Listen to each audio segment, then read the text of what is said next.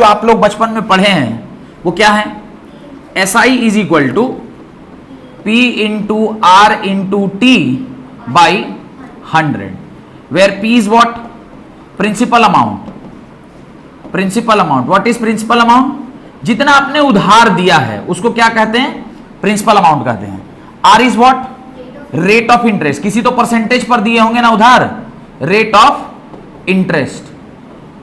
Time, कुछ समय के लिए ही आदमी उधार देता है, ये है टाइम पीरियड, ये है टाइम पीरियड कि भाई इतने समय के लिए आपको उधार दिया। और SI तो इंटरेस्ट है ही, I इज इंटरेस्ट। तो यहां से जो इंटरेस्ट निकलता है जब आदमी रिटर्न करता है तो एक्चुअली वो टोटल अमाउंट रिटर्न करता है। और अमाउंट इज इक्वल टू क्या होता है भाई, एक तो उसका मूलधन यानी जितना आपने इंटरेस्ट पर लिया था और प्लस इंटरेस्ट अमाउंट, दोनों जोड़कर आपने वापस करेगा ना।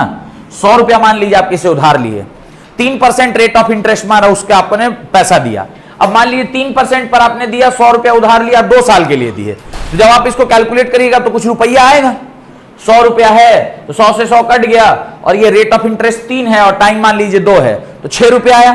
6 रुपया 2 साल के बाद 100 रुपया का आप कितना वापस कीजिएगा, 106 रुपया दीजिएगा।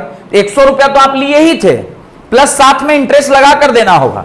बैंक से भी कोई आदमी लोन लेता है तो कैसे लेता है भाई, एक तो आप प्रिंसिपल अमाउंट लिए कि भाई हमको 11 लाख का लोन दीजिए, चाहे 10 लाख का लोन दीजिए। 10 लाख का लोन मान लिया 8% पर दिया, तो सालाना ब्याज 8% है, यानी एक साल में आपको 10 लाख का 80,000 देना होगा। अब 1 लाख का आपने 80,000 साल का दिया, 5 साल के लिए तो कितना परसेंट होगा, 80 प्लस 80 प्लस 80 प्लस 80 प्लस 80 कितना हो गया, 80,000 into 5, 4 lakh rupees. Total 10 lakh, 10 plus 4 14, 5 साल बाद आप बैंक को कितना वापस करिएगा, 14 लाख रुपया वापस करिएगा। तो ये जो इंटरेस्ट अमाउंट है ना, जो फाइनल आप देते हैं, वो ऑलवेज क्या होता है, वो ऑलवेज दोनों का समेशन है, amount is equal to principal plus interest. Clear, ये हो गया सिंपल इंटरेस्ट। सिमिलरली एक कंपाउंड इंटरेस्ट का भी कई बार प्रॉब्लम हमने देखा है, तो problem based on compound interest भी लिख लीजिए। Problem based on compound interest, problem based on compound interest. अब कंपाउंड इंटरेस्ट और सिंपल इंटरेस्ट में क्या अंतर है, कोई जानता है तो बताइए। What is the basic difference between compound interest and simple interest. Compound interest और सिंपल इंटरेस्ट, हाँ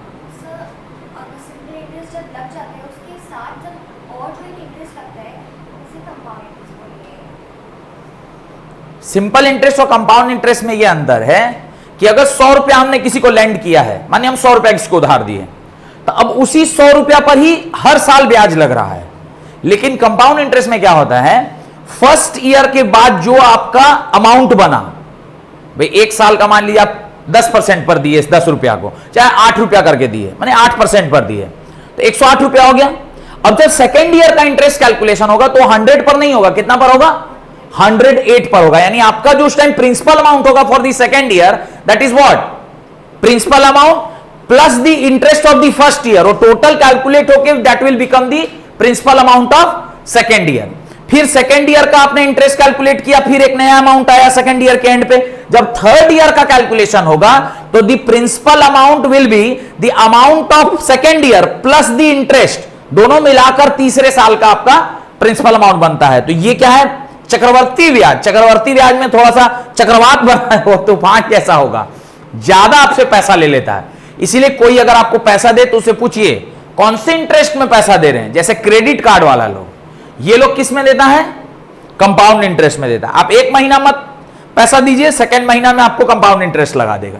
पहला साल का पहला महीना का पूरा प्लस उस पर इंटरेस्ट, और उस पर फिर वो कैलकुलेट कर लेगा कि आपका कितना पैसा आपको देना है। तो क्रेडिट कार्ड वाला हमेशा कंपाउंडिंग इंटरेस्ट पर चलता है, नहीं तो डे टू डे लाइफ में जो हम लोग पैसा आदान प्रदान करते हैं या फिर बैंक से जो हम लोग लोन लेते हैं वो किस पर होता है, सिंपल इंटरेस्ट पर क्रेडिट कार्ड ले लिए तो इसलिए आप देखिएगा कि क्रेडिट कार्ड वाला हमेशा घूमते रहता है। जहां जाइएगा, जैसे पापा के साथ आप कहीं घूम रहे हैं मॉल में, कि सर क्रेडिट कार्ड लेंगे, सर क्रेडिट कार्ड लेंगे, क्रेडिट कार्ड लेंगे, कहा है तुम क्रेडिट कार्ड देने के लिए इतना कहा परेशान हो।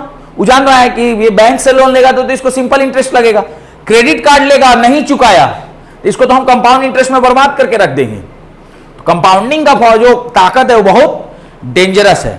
और शेयर मार्केट क्या है? शेयर मार्केट भी तो कंपाउंडिंग ही है। वहां पर कौन सा सिंपल इंटरेस्ट है? वहां पर भी तो कंपाउंड इंटरेस्ट चलता है। कंपाउंडिंग का ताकत बहुत होता है। तो कंपाउंड इंटरेस्ट है। इसका फॉर्मूला क्या होता है? I इज इक्वल टू, कोई जानता है?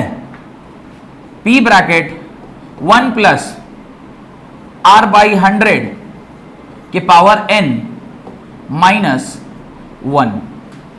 ये क्या है? ये आपका इंटरेस्ट का फॉर्मूला है। This is the formula of interest. I is equal to P whole bracket 1 plus R by 100 के power N minus 1। Done. Where अलग अलग चीजें क्या है लिख लीजिए। I इज, तो CI लिख दे रहे हैं, compound interest. I is compound interest, R is rate of interest, N is number of cycle। Done. और तो कुछ अननोन नहीं है। तो ये आपका P is principal amount, P is principal amount, ये आपका प्रिंसिपल अमाउंट है। और ये जो